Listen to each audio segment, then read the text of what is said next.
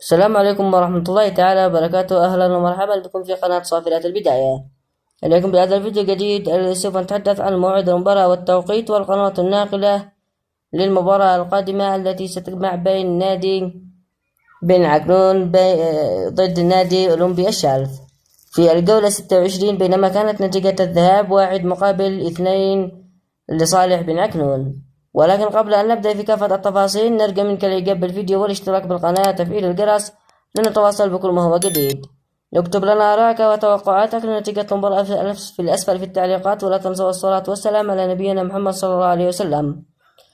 وستقام المباراة على ملعب استاد 20 أوت 1955، وستقام المباراة بتاريخ الجمعة الموافق 2026 شهر 4 يوم 10 في تمام الساعة 6 مساء بتوقيت مكة. وبهذا قد نكون انتهينا من تفاصيل هذا اللقاء، وفي أمان الله.